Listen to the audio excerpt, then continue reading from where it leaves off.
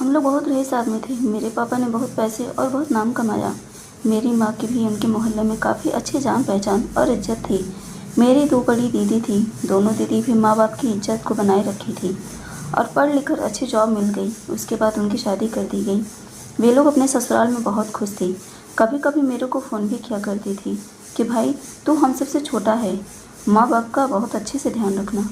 मैं तो इतना समझदार था ही कि हाँ, मुझे कैसे रहना है, क्योंकि इंसान जैसा सीखता है, जैसा देखता है, वैसा ही सीखता भी है। मेरे पापा की जान पहचान इतनी ज़्यादा थी कि मैं कहीं भी जाता तो 8 से 10 लोग मिल ही जाते थे कि अरे बेटा रौनक, तेरे पापा को बहुत अच्छे इंसान हैं। मुझे अपने पापा पर बहुत गर्व होता था, क्योंकि उन्होंने सिर्फ पैसा ही नहीं, काफ़ी इज्जत भी कमा कर रखी थी।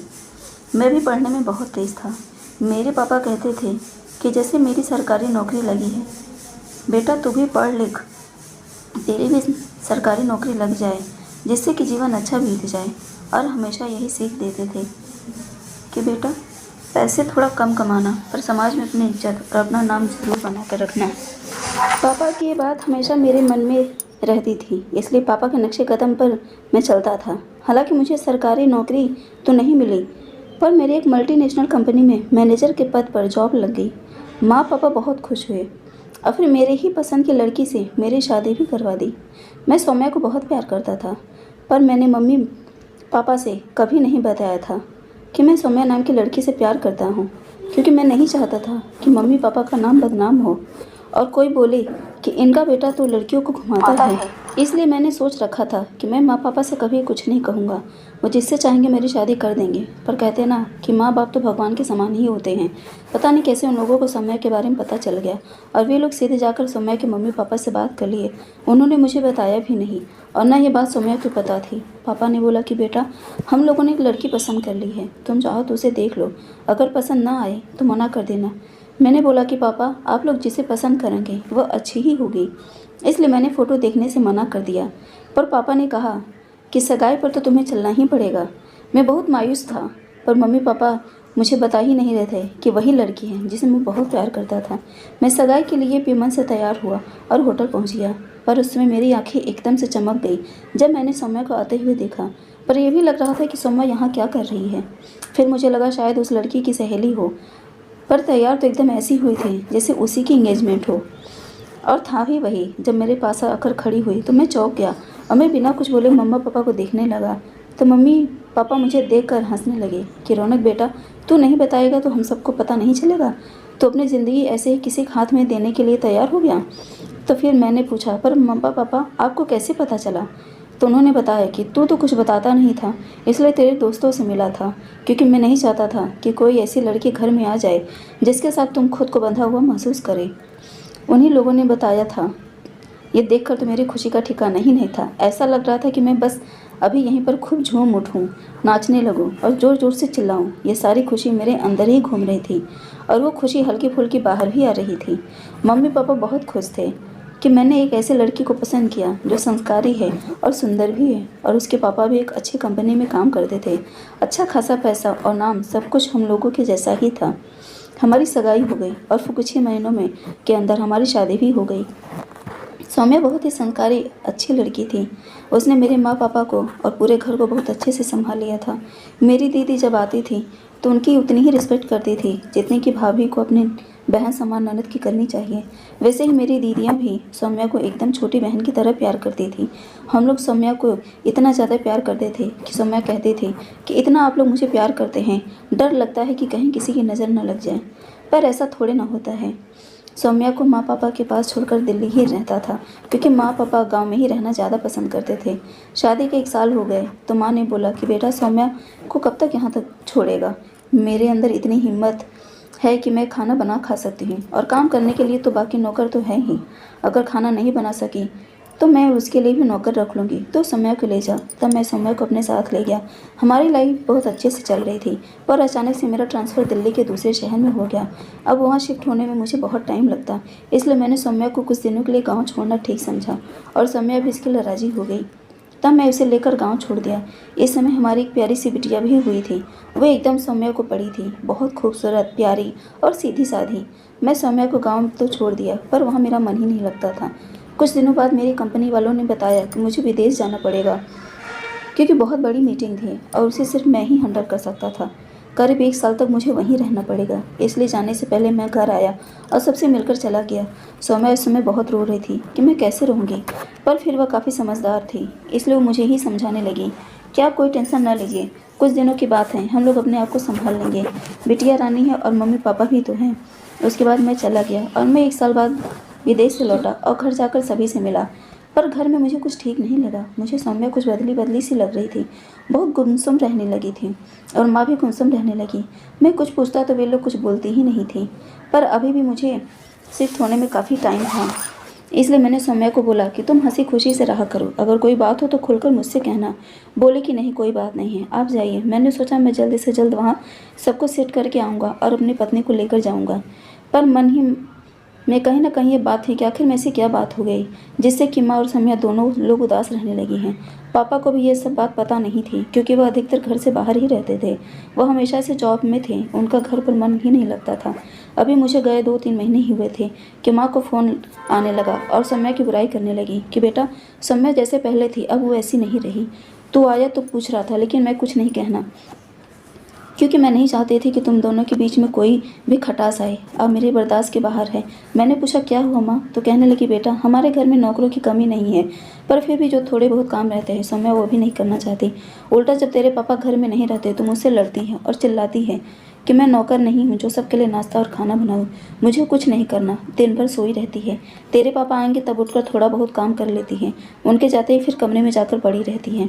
यहाँ तक कि अपनी बेटी की भी देखभाल भी नहीं करती। उसको तैयार करना, उसको खिलाना पिलाना, स्कूल भेजना, सब मेरे ही जिम्मे है। जब मैंने सौम्या से बात की तो वो अलग ही भड़क गई कि मम्मी जी ने अपना रूप दिखा दिया, आपसे शिकायत करने पहुंच गई। पर ऐसा कुछ नहीं, मैंने कुछ नहीं किया। अब दिन में कई बार ऐसे ही फ़ोन आने लगा। सौम्या से कहता है कि कुछ दिनों की बात है, तुम्हें यहाँ ले आऊँगा, तो भड़क जाती कि मुझे वहाँ भी नहीं आना है, आप लोग मुझे छोड़ दो, मुझे आप सबके साथ रहना ही नहीं है। मैं बहुत हैरान था कि सौम्या तो ऐसी कभी थी ही नहीं, ऐसा क्यों कर रही है। हम लोग सौम्या को बहुत प्यार करते थे, इसलिए उसे इस तरह से मनाने की कोशिश करने लगा। ये बात उसके मायके तक पहुंची। मायके वालों ने बहुत समझाने लगे, पर सौम्या किसी की बात नहीं सुनती थी, सबको झड़क देती थी, अजीब सा मुंह बनाकर दिन भर बैठी रहती थी। एक दिन मैं सौम्या को समझाने के लिए फ़ोन किया कि सौम्या तुम पहले जैसी नहीं रही, आखिर में क्या बात है, कुछ तो बताओ। कहने लगी कोई बात नहीं है, आपके मम्मी पापा ने अपना रूप दिखा दिया है, पहले मुझे बहुत प्यार करते थे, अब नहीं करते। मैंने माँ से भी पूछा, जबकि माँ को मैं जानता था कि मेरी माँ ऐसी बिल्कुल नहीं है, पर फिर भी मैं एक बार माँ से बात की तो माँ ने बोला कि बेटा तुम मुझसे पूछ रहे हो, तो मुझे नहीं जानता। हम दोनों के चक्कर में फंस गया था। घर में बढ़ते झगड़ों की वजह से मेरी जॉब में मेरा मन भी नहीं लगता था। आए दिन कंपनी से मुझे डांट मिलती थी कि आप पहले जैसा काम नहीं कर पाते। इसलिए एक दिन मैंने सोचा कि मैं आकर पत्नी को वहाँ से ले आता हूँ, अपने साथ रहेगी तो शायद सब कुछ ठीक हो जाएगा। इसलिए जल्दी से सब कुछ सेट करके गाँव आया और अपने पत्नी से बोला कि सौम्या तुम जल्दी सब कुछ पैक कर लो और मेरे साथ चलो, मम्मी पापा अकेले ठीक से रहेंगे। और तुम भी सौम्या, तुम मुझसे लड़ने लगी, बोले कि मुझे कहीं नहीं जाना है। मैं हाथ जोड़ती हूँ, मुझे छोड़ क्यों नहीं देते, मुझे कहीं नहीं रहना है, यहाँ रहना ही नहीं है। तब मैंने बोला ठीक है, तो कुछ दिनों के लिए मायके चली जाओ, जब तुम्हें ठीक लगे तो तुम आ जाना। तो बोले कि मुझे वहाँ भी नहीं जाना है, मैं चाहे जहाँ जाऊँ, बस आप लोग मुझे छोड़ दीजिए। मेरे सामने मेरी माँ की बेइज्जती करने लगी, बस पापा से कुछ नहीं कहती थी। उसके घर वाले हम लोगों से मिलकर सौम्या को बहुत समझाने की कोशिश की, पर सौम्या थी कि ऐसे चिल्लाती थी कि घर के बाहर आवाज़ जाने लगी। ये देखकर माँ बहुत दुखी हो गई, हमारी इज्जत दांव पर लग गई। जब मेरे पापा सुने तो बहुत शर्मिंदा रहने लगे, बोले बहू कैसा क्या हो गया, हमारी एक बेटी थी, कहीं उस पर गलत असर ना पड़े। सोचकर मेरा दिमाग फटने लगा। जब अब मेरी कंपनी से फ़ोन आने लगा कि आप कब आओगे, यहाँ पर आए मुझे 2 महीने हो गए। समय जाने को तैयार नहीं थी, मुझे कुछ समझ नहीं आ रहा था कि मैं क्या करूँ। बेटी घर के झगड़े देखकर उदास रहने लगी। मैं इतना ज़्यादा इरिटेट हो गया कि मैं समय को छोड़ नहीं सकता था और ना ही माँ बाप को। सौम्या को ले जाने के लिए तैयार था, लेकिन वो मेरे साथ जाने को तैयार ही नहीं थी। मैं तलाक दे नहीं सकता था, इज्जत खराब हो जाती, फिर सौम्या के बगैर रह भी नहीं सकता था। लेकिन पता नहीं ऐसा क्या हो गया था, आए दिन घर में झगड़ा होने लगा। कंपनी वाले मुझे धमकी देने लगे कि अगर ढंग से काम नहीं किया तो जॉब से निकाल दिया जाएगा। बहुत ज़्यादा फ्रस्ट्रेट हो गया, दिमाग ने काम करना बंद कर दिया और मैं बिना सोचे समझे खुद को इस दुनिया से दूर करने चल दिया। इसलिए मैं एक दिन अंतिम बार अपनी बीवी को देखने उसके कमरे में पहुंच गया। बीवी मुझे कमरे में कभी जाने ही नहीं देती थी, ज़्यादातर वो कमरे में ही रहती थी। इसलिए मैं चुपके से उसके कमरे में गया और जैसे उसको देखा मेरे होश उड़ गए, क्योंकि मेरी बीवी अपने मुंह पर रुमाल रखे हुए बैठी थी और मुँह से उसके इतना ज़्यादा खून गिर रहा था कि उसके कपड़े तक आ गया था। दौड़कर मैं उसके पास गया, उसे पकड़ते पूछा, सौम्या ये क्या हुआ है? मुझे लगा कहीं वो जहर तो नहीं खाली है। वो मेरा हाथ हटाते हुए बोली, आपसे कोई मतलब नहीं है, कुछ नहीं है, बस ये ऐसे ही है।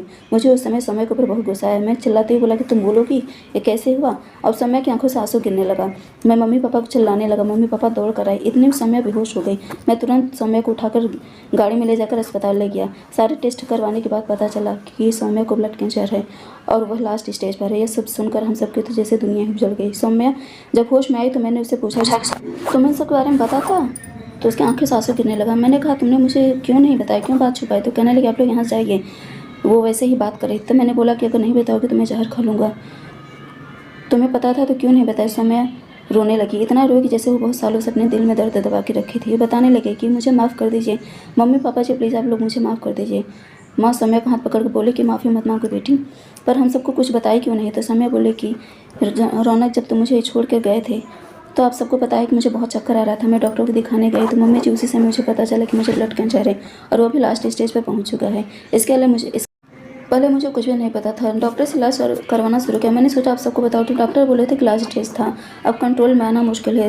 मैंने उनसे बहुत रिक्वेस्ट की कि कुछ भी हो सकता है तो बताइए, जितना पैसा लगे हम लोग मनाएंगे, पर उन्होंने मना कर दिया। आप लोग मुझे इतना ज़्यादा प्यार करते थे, अगर मुझे अचानक से कुछ हो जाता तो आप लोग अपने आप को संभाल नहीं पाते, और खासकर रौनक तुम अपने आप को बिल्कुल ना संभाल पाते। इसलिए मैंने अपने व्यवहार को चेंज किया कि अगर मुझे कुछ हो गया तो आप लोग ज़िंदगी भर मुझे नाखुश रहेंगे, ज़िंदगी में आगे बढ़ सकेंगे। समय कैसे बातें सुनकर हम सब लोग वहीं पर बहुत रोने लगे। घर वालों को फ़ोन किया, उनके घर वाले भी आ गए और वो लोग हैरान थे कि सौम्या इतनी बड़ी कब से हो गई। हम सबको समझ नहीं आ रहा था कि अब उसे समझदार क्या है, उसे बेवकूफ़ कहें। अगर वो बोली होती तो शायद हम लोग कहीं उसे बाहर ले जाते और उसका इलाज करते, पर उसके एक बेवकूफ़ी ने हम सबको कहाँ पर ला कर खड़ दिया। सौम्या की दिन पर दिन हालत ख़राब होती जा रही थी। वो कुछ ही दिनों की मेहमान थी। यह बात सच थी कि अगर अचानक सौम्या को कुछ हो जाता तो हम लोग ज़िंदगी भर अपने आप को माफ़ नहीं कर पाते। अब तो हम लोगों का सौम्या के प्रति इज्जत और प्यार और बढ़ गया। हम लोगों ने भी बहुत कोशिश की उसे बचाया जा सके, पर सौम्या अब कुछ ही दिनों की मेहमान थी। हम लोग उसकी सेवा करने लगे। वह दिन भर यही कहती कि प्लीज़ मुझे इतना प्यार मत कीजिए, क्योंकि मैं चैन से जी भी नहीं पाऊंगी और ना मर पाऊंगी। सौम्या हमेशा ही बोला करती थी कि कहीं किसी की नज़र न लग जाए। वैसे ही हमारे परिवार को किसी की नज़र लग गई। सौम्या कुछ महीनों में हम सबको छोड़कर इस दुनिया से चली गई। हम लोग खुद को संभाल ही नहीं पा रहे थे, पर सौम्या जाते जाते कसम देकर गई थी कि किसी अच्छी लड़की से शादी कर लीजिएगा। आप अपने लिए नहीं, कम से कम मेरी बेटी की देखभाल के लिए आपको शादी करनी ही पड़ेगी। तो सौम्या के जाने के करीब 3 साल बाद मेरी गरीब लड़की से मम्मी पापा ने शादी करा दी, इसलिए कि मेरा जीवन अच्छे से कर सके, मेरी बिटिया का पालन पोषण हो सके। आज सौम्या को गए हुए 20 साल हो गए हैं। ऐसा लगता है कि सौम्या अभी भी हमारे आसपास है। उसके जाने से बहुत दुख होता है, कलेजा मुँह को आता है, पर उसके ऊपर गुस्सा भी आता है कि उससे पता चला था तो बता दी होती तो शायद आज वो हमारे साथ होती। मेरी दूसरी बीवी बहुत अच्छी है, सीधी सादी है। मैं अपने पहले प्यार को कभी नहीं भूल सकता और ना ही मेरे माँ बाप भूल सकते हैं। आज मैं अपने सौम्या का फोटो अपने पर्स में डालकर घूमता हूँ। मेरी दूसरी बीवी को इस बात से जरा से भी आपत्ति नहीं है। मैं अपनी पहली बीवी की फोटो डालकर घूमता हूँ, क्योंकि वो भी मुझे बहुत समझती है। मेरी बेटी बड़ी हो गई, डॉक्टर की तैयारी कर रही है। वो अपनी माँ की तरह बिल्कुल भी को भी नहीं भूली। माँ पापा जी बोलते हैं कि हर लड़की ऐसे घर में पैदा हो, पर ऐसी भी जज्बाती ना हो कि सारे कष्ट अकेले झेले जाए। तो दोस्तों, ये थी मेरी दर्द भरी कहानी। इस कहानी के बारे में आपका क्या कहना है, प्लीज़ कमेंट करके जरूर बताइएगा। फिर मिलते हैं अगली कहानी भी। कहानी सुनने के लिए आप सबका बहुत बहुत धन्यवाद। कुछ गलती हो तो माफ़ करिएगा।